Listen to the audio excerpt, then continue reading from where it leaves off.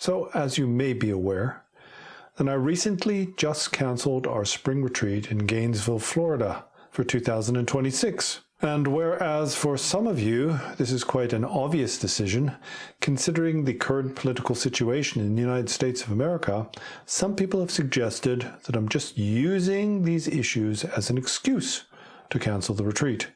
I'm a bit bewildered exactly as to why I would need an excuse to cancel this retreat. I mean, I have no financial commitments or responsibilities. In fact, doing these retreats costs me money and I get paid nothing for it.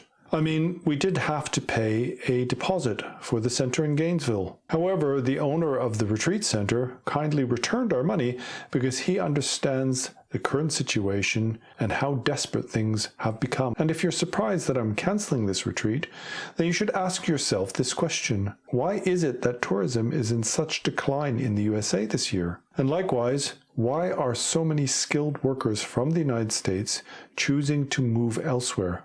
And I'm talking about American citizens, not illegal immigrants. People with skills are looking for employment in Canada, for example, those who work in the health industry, because we have a great shortage of workers here in Canada. In fact, one of the reasons why the American economy is so much bigger than the Canadian economy is because you have more human resource. As you will be aware, then most developed nations in the world are suffering a decline in population. And this has not been the case in the United States because of your policies, your immigration policies. They're very different from the immigration policies in Canada. So historically, we have relied less on immigrant laborers. And so our economies have grown much more slowly. In fact, of all our resources, whatever they may be, oil and gas, those sorts of things, then the most important and most valuable resource is human resource. Immigration is important because we're lacking in skilled labor, but also in manual labor. And these days, many people from the States, I'm talking about American citizens, are choosing to emigrate to other countries because they're afraid of the situation. This is what we call the brain drain. So at the moment, there's a brain drain from the United States to Canada and to other countries. And in the long run, of course, this is going to be very negative for the United States of America. The same thing happened in Russia after the collapse of the Soviet Union. Then many people chose to emigrate. And a lot of this happened at the time when Putin was trying to consolidate his power. So he's establishing an authoritarian government in Russia. And then the intelligentsia, the skilled workers, decided that they would be better off living in another country because they didn't want to live in an authoritarian regime. Also, they didn't want to live in a country where they had limited freedoms. Anyway, the point here is that when empires go into decline, they tend to do that which makes things worse and not better. That's exactly what's happening in the United States of America, and that's also what happened to Russia. I mean, now the situation in Russia is absolutely dire. The leaders want to project strength, and they use populism to convince the nation that what they're doing is for the benefit of the empire. And part of the reason why they're able to do that is because people within that country feel like they're losing their position and status in the world. They're falling from the premier position of influence. And this has been happening to Russia and the United States of America for many decades. And as I said previously, then what teaches an empire no longer to be an empire is when they start losing wars. And this is what happened in the Soviet Union. Part of their attempt to maintain their premier position was to go into Afghanistan. And we all know what kind of disaster that was. These forever wars, large countries, these superpowers get involved in. And many argue that this is one of the main reasons why the economy collapsed in the Soviet Union. But of course, they didn't go down quietly. The Soviet Union collapsed, but there were a lot of people, for example, like President Putin, who weren't able to accept this. But this decline is inevitable. It's not something that can be averted. It's true that you may temporarily be able to delay this process, but generally those techniques in delaying the process eventually result in a more dramatic or quicker decline. This is what happened in the Japanese empire. The problem is that empires rely on resources, and when those resources dwindle or they no longer have access to them, then the very fuel of the engine of the empire slows down.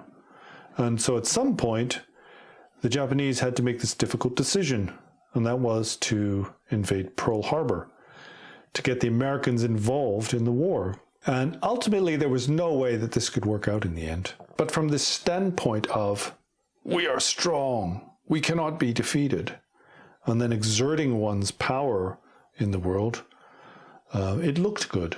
It's because it's this narrative they've been selling their people, right? That they were the most powerful empire, that nobody could defeat them, that even we have God on our side. This kind of narrative. That's very much what they're doing in the United States of America right now. They don't like the fact that they're in decline. It's called a managed decline. And these managed declines have been going on for a long time. For example, the British Empire declined. And people still hung on to the idea. In fact, there are people I know to this day who still think that Britain rules the world, which is completely ridiculous, right? Their economy is tiny compared to the United States of America. Their army is tiny. We have this strong sense of permanence, like things don't change. And then we feel we're losing that which we have. Generally, we will resort to negativity in order to retain our power, position, or wealth. Sadly, the situation is having a really negative effect in the United States of America. I mean, recently, there's been some kind of elections in what are considered to be blue states in the United States of America, and it's giving some people this feeling of hope. But these new governors and mayors, etc., they've got a really quite challenging job ahead of them. I mean, we like what they're saying. It's a kind of positive populist message, not a negative populist message. There's also positive populism or inclusive populism, where we include people in the decision rather than exclude them. But the problem is that the world economy is in decline and America is in decline. And no matter how much we promote this image that America will continue to grow, eventually it has to decline. I mean, even the Roman Empire disappeared, right? And so there's a lot of propaganda being spread that China is on its last legs and they're about to collapse. But really, if you look at the sort of cities and the infrastructure they have in China, it's quite astounding. They just built the tallest bridge in the world, and they built it for less than the cost of an F-22 fighter or something like that. Ridiculous. If you look at cities like Shanghai, they're like something out of a science fiction novel compared to what American cities look like at the moment. Just look what's happening in Russia, for example. They can barely keep their airplanes in the sky, and it seems like the same sort of thing is happening in the United States of America. And so what is our kind of solution? What's our strategy for stopping the decline? Well, sadly, what empires tend to do is they use what they have a lot of. For example, usually they have a very big and powerful army. So what is America doing? Well, it's sending its biggest ships, some of its most expensive hardware, to the Caribbean to threaten a small country called Venezuela. And it's desperation, really, because, I mean, the reasons for sending this flotilla to the Caribbean is because they say that this Maduro is a corrupt politician and that he rigged the elections, doesn't deserve to be in power, he's running a narco state, he's kind of a gangster, that sort of thing. Yep, that's the case. He's a really evil guy. He's doing all those things, I'm sure. I mean, I don't really know, but I'm pretty sure he's not a very nice guy. But compared to him, Vladimir Putin is much, much worse. I mean, that's undeniable. The amount of people who have died at the hands of Vladimir Putin, the nations that have been toppled, Chechnya, right? All the grief he created in Georgia and places like that. But the problem is, America's too weak to do the same thing, to threaten or to challenge Russia. And so they have to pick on like a really tiny country that most people don't even know about, right? Except for all this populist crap that you get on the media these days. Most people don't know anything about most South American countries. And then you've got this massive flotilla that costs millions of dollars a day to keep operational. And what are they doing? They're blowing up little fishing boats in the Pacific and the Caribbean. And so for a long time, then America's been being drawn into forever wars. And part of the reason why that happens is because these empires want to keep their position of prominence. Right? The same thing that the Russians did. Soviet Union got involved in Afghanistan, then they had to invade Chechnya. Right? Wars keep people focused and also distract people from other things. For example, distract people from the fact that Putin is stealing all the money from the country and depositing it or using these oligarchs as a repository for his wealth. And at the same time, then that's what's happening with the American administration. right? They're extremely corrupt, enriching themselves.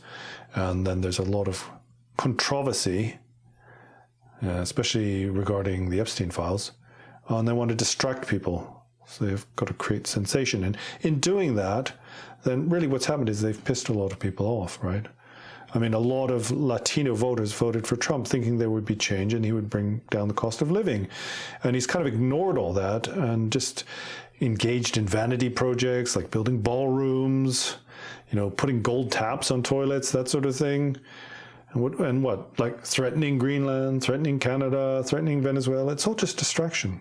It's not what people voted for. They want to be able to afford bread and eggs.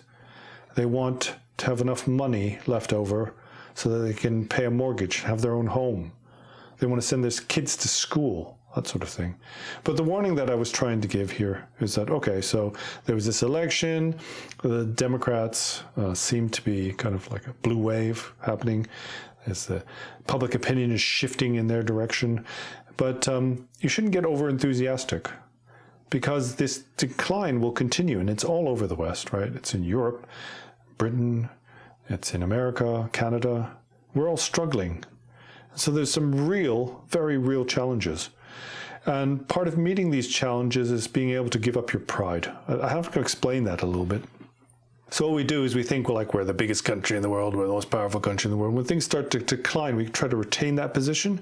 And then what we tend to do, if you look historically, is then we'll go out and start attacking other people, stealing their resources, or trying to assert ourselves kind of aggressively. And we do this as human beings, right?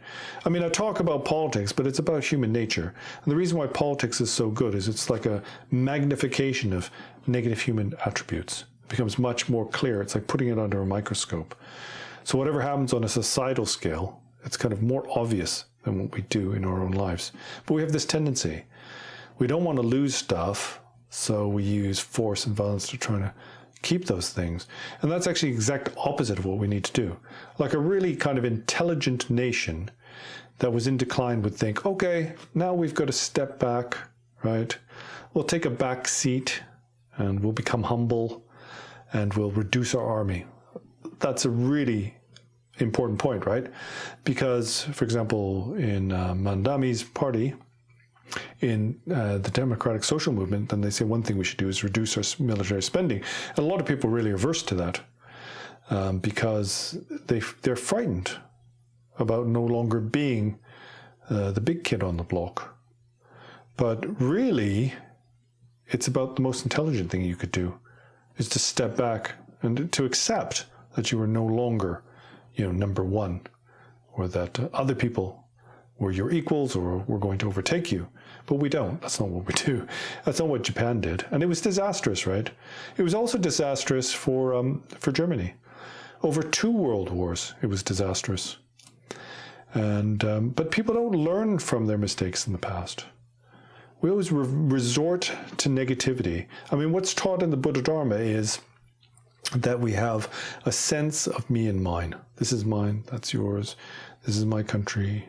Identification, right? I'm a Canadian, I'm an American. All these things are false. They just don't exist. There's no such thing as an American, there's no such thing as a Canadian, there's no such thing as a Russian. You just have to take a blood test to understand that, a genetic blood test to understand that. But we have this identity. Now, based on that, and then we have things we want. For example, I want pleasurable experiences, I want more food, I want more money, etc. And then when things threaten those things that we want, that we have desire for, then we engage in negativity. We get angry, resentful, we lash out, we fight with others, and this creates karma. Karma is just propelling things. It's like a cause. One thing comes after the other. So let's say, for example, America decides to send troops into Venezuela. They don't have to invade, right? They just go in and blow up some military bases. They just get involved in another forever war. What's happened in the past? Well, you're not going to like this, but America basically lost the Korean War, lost the Vietnam War, lost the Afghani War, lost the Iraqi War, lost in Afghanistan twice, right? Lost in Iraq. We don't want to admit that, but this is a sign of an empire in decline. But we just keep doing the same thing over and over again. I mean, Trump ran on the platform that he wanted to end the forever wars, right? What did he say? I'm going to make costs cheaper, and I'm going to end the forever wars. What did he do? Introduce tariffs, which is making things more expensive, because tariffs are a tax on imports that the American people have to pay. And on top of that, he's starting trade wars, which just makes things expensive for everybody. I mean, things in Canada just become ridiculous because of this trade war. It's completely unnecessary. And then he's starting to do things like threaten to attack Greenland, threaten to attack Venezuela. It's the exact opposite. That's what we do. It's human foolishness, right? We don't go, oh yes, I'm getting old now, I'm in decline, I'm just going to take a back seat, right? And we dye our hair, we try to look like we're younger, we try to be more competitive. I just look at chimpanzees. Look in the wild, what happens, right? The older alpha male, as he starts to get older and starts to become a bit decrepit, then the younger ones come in and they try to like compete with him. And what the older male does is try to fight his way through it. And usually ends up getting ripped to shreds and dethroned. And it's the last thing you should do. You should just be quiet and go away, disappear.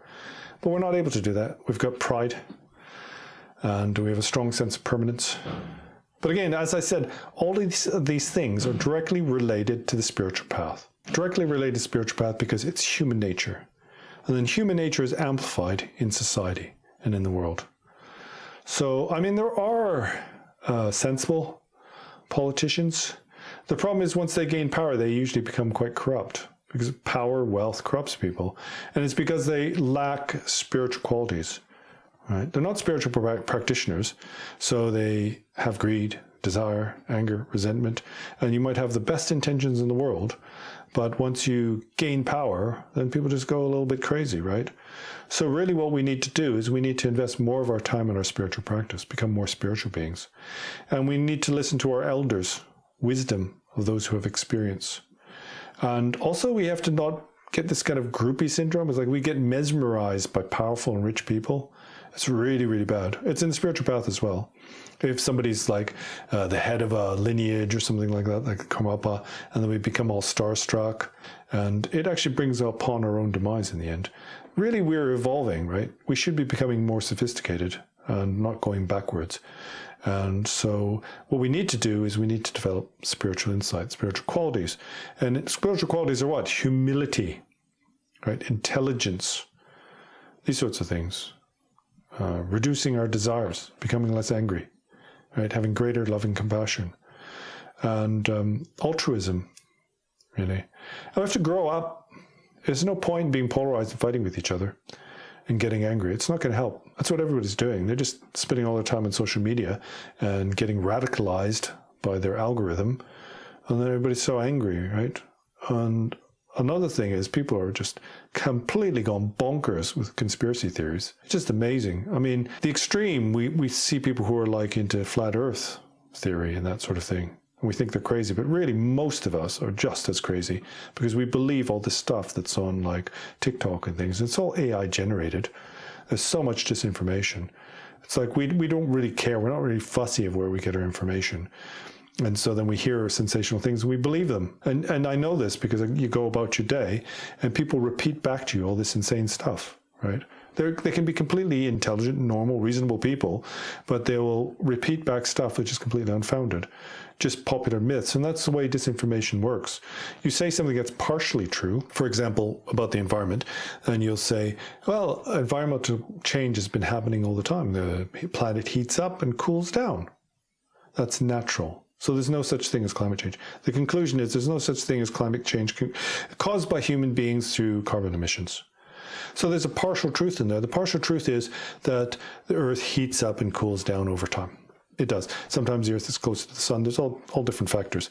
But the difference here is that those natural transitions happen over thousands of years. They don't happen over decades. What we're seeing has happened since the Industrial Revolution. That's only like, 100 and so years. It's not that long. And these changes we're witnessing are changes over very short periods of time. So what people are trying to fool you to is they give you partial truths. Donald Trump is a genius at this. Give you something that's partially true. Linguistically, there may be some elements in there, right? If you just interchange a few words. But ultimately, you're doing that in order to push a lie. And we're kind of naive. We're falling victim to this so easily. And it's because we don't have spiritual qualities, right? We give into pride, jealousy too easily. We fall under the sway of resentment and outrage too easily. And we're lacking in intelligence. And intelligence isn't knowledge, just studying things. Intelligence is the ability to have critical thinking, right? If you look at Kant's work, then he talks about this quality that we have, this ability to analyze things, to be critical, to question. And this is what we have to use, not accept things on face value. Especially if you're a spiritual practitioner, then you should be critical of everything. Some people say, I've heard this said, that the one thing Buddhism has given me is a critical mind. And I'm critical about Buddhism as well. You need that. Just because it's under the label Buddhist doesn't mean it's good, because anybody can use that label and then spout something else. It's the same thing. Just because it's MAGA doesn't mean it's bad. Just because it's woke doesn't mean it's bad, right? You have to go into depth. You have to look into things and use your own critical thinking and determine whether something you heard has a basis in truth or not. And you can't rely on just what you're being fed, because this 24-hour news cycle is just toxic. It's brutal. You know, one day they'll say one thing, next day it'll be completely different. And just because some reporter gets it wrong once doesn't mean it's always wrong, right? How do you determine that? Well, you need to look with your reason yourself and apply it to your own life. Does that make sense? You know, is that something I accept on my own experience? And also you have the ability, I know as human beings, we're kind of lazy. We just want people to give us the answers, tell us what to do. But really, everybody's able to do research these days on your own. You know, if somebody tells you the earth is flat, well, there's a lot of alternative theories there. You don't have to accept it, right? And just because they say things that sound good doesn't mean it's true. I mean, I use that as an example, but most people think it's crazy, right? Flat earth. But there are people who really believe this stuff. I was in retreat with somebody, and he has a YouTube channel, and he promotes this flat earth theory. He's quite convinced of it. And he's not stupid. He's an intelligent man. It's just easy to become sucked in. And it's easy to become sucked into religion as well. And this is really, really, really dangerous. This is how negative spiritual cults come around and how lots of people get into trouble. And then on the grander scale, nations are toxic. When you start talking about nationhood and purity of race, etc., this is the most toxic thing on the planet. It goes right back to our really early tribal days when we would, you know, kill other tribes and even eat them, you know, anybody who's different than us, outsiders, and they would become the bitter enemy, right? Really, everyone's different. Everything's kind of blend. And also, we've only got one planet. Don't think about I'm American, I'm French, I'm German. That's not going to work in the 21st century. Right, we're citizens of the planet Earth, and there's nowhere else for us to go, and there's nowhere else for us to expand either. Right, the idea of empire is based on this notion that you can just absorb areas around you, and take their resources, because you need continual resources to keep an empire going. You just burn yourself out. Right, there's no free lunch in the universe. Right, there's this law of thermodynamics and conservation of energy. You can't just create wealth out of nothing. You've got to take something from somebody or from somewhere. Now the planet's completely been taken up. There's nowhere else to go. So we have to change the way we think. And my personal opinion is that the basis for this is to develop spiritual knowledge. I don't mean blind faith in religion. What I mean is we have to find new sets of values, what's important. In the context of the predicament we're in, we're on this planet. It's a finite mass. It's a finite area. And population is growing, resources are being consumed, right? Our greed, if we think about the capitalist model, then it's about growth, right? So you can't grow infinitely if your resources are finite. That's where we go wrong. So we have to reevaluate where we are. And also you need to be tough. You need to be bold. This is part of the problem with the left, really, or politics in general in the 21st century, is that politicians are risk averse. Because it's all about whether you're going to have a job tomorrow, really, or whether you're going to get wealthy, especially in America, right? Everybody in Congress becomes a millionaire, and they become a millionaire because of their, you know, sponsors, the people who lobby them, backhanders. It's all very corrupt, right? I think people are clocking onto this. The problem is they're misdirecting their anger and their resentment. There's this deep state. Well, it's not deep state. It's that human beings are greedy and selfish. We have to realize that that's the case, especially immature human beings, right? They're never happy and they always want more. And because of that, then you have to treat them like kind of naughty children and don't let them get away with it. And then the sort of mature, spiritually mature people, then they will value less power, wealth, influence.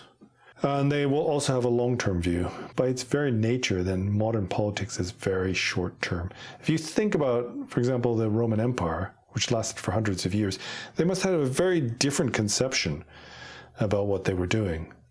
For most of our politicians, it's like, well, the next election cycle. I would like to be brave and do this, make this change and put my career on a risk. But if I do that, I might be out of a job. And so therefore, I've got to be weak. And this weakness frustrates people. And the corruption frustrates people. But the corruption isn't owned by a particular political party or a nation. Right? And the thing is, for example, in Russia, then you get somebody who's very, very corrupt. And then he uses other people's greed as an excuse for what he does. It's like, well, yeah, I'm stealing from the country, but you're also stealing, aren't you? So it's okay. It's kind of that mentality. We need some grown-ups in the room who are like, look, if we carry on like this, it's going to be bad for everyone. The problem is that the people in power, then, they feel insulated. It's ignorant. It's completely ignorant. If you just look back through human history, then this is a completely ignorant way of thinking. Because what eventually happens is that the working class rebel against the elites. And usually they end up being strung up to lampposts and horrible things happen to them, right? So the elites are very kind of stupid. You go to all these people who should be very intelligent, like Peter Thiel, etc., but they kind of completely miss the point, even though it's glaringly obvious in history, that this will never work. And so just look at all the oligarchs in Russia who have committed suicide, taken their own life and taken their wife's life, etc. It's not what's happening. They're being exterminated because they hold a certain portion of the kleptocracy's wealth, and they need to be eliminated, especially if they go against the system. And it's the same, right? You get a few $1 billion, and you feel proud, and you start saying how you're going to change the world and make the world a better place, and how sort of indispensable you are. And what happens in the end is like the entire masses turn against you. And really the power lies in the hands of the masses. Of course, there's a danger there. There's a lack of education. If you're wise, intelligent, then what you want to do is you want to educate people. And also we have to think of things in terms of the future, not in terms of the past. And so the ignorant, they look to the past and they glorify the past and think that they can recreate something, this false image of what we used to have in modern times. But that doesn't exist, right? It doesn't matter if somebody's a democratic, socialist, communist, whatever. What matters is whether they're pragmatic or not, right? If you just hold on to ideology, it's never going to work. Soviets tried that. What you have to do is relate to things and deal with things as they arise. You have to be flexible and spontaneous and open-minded. Of course, you have a baseline of your own beliefs. For example, I want a more egalitarian society, right? I want lower taxes, whatever it is. You have to have some baseline. But when it actually comes to dealing with situations like the mayor of New York, he's going to have to start dealing with collecting the garbage, making the buses run, those sorts of things. My feeling is this Zoran guy is quite pragmatic, so he won't just stick to his ideology. That's the way Fox is trying to portray him, right? It's just some radical communist sort of thing, which is, of course, is very dangerous. But we need to grow up, basically. That's what I'm saying. And we need to develop spiritual qualities. And in order to do that, you have to confront your own mind, right? The worst of them, for example, J.D. Vance, Donald Trump, then all they're doing is trying to avoid understanding who they are and what they want out of life. Both of them would be much better people if they were honest with themselves. But what they're doing is just trying to pump a narrative and then trying to, hide from the man in the mirror. And spiritual practice is about that. It's about looking at who one is, who I am, acknowledging my faults, acknowledgement, right? And then resolving not to repeat the faults of the past. Anyway, I've talked about these things numerous times, and this video is going on for ages and ages and ages, so I think I'll just leave it there. And don't get kind of like annoyed if I talk about politics, because politics is just like distilled human nature. This outrage that people are experiencing that has led to so much negativity, for example, led to January 6th, is just distilled human nature. We have to recognize that we're like that. We have animalistic tendencies. And then we have to work in order to reduce our negative emotional content, our outrage, our resentment, and greed, jealousy, and pride, those sorts of things. And then the work begins. From there, from this basis of an unperturbed, stable mind, altruistic mindset, then we have to develop positive qualities. Those are what we call awakened qualities, qualities of Buddha. Anyway, I'm going to leave it there. So until next time, see you later.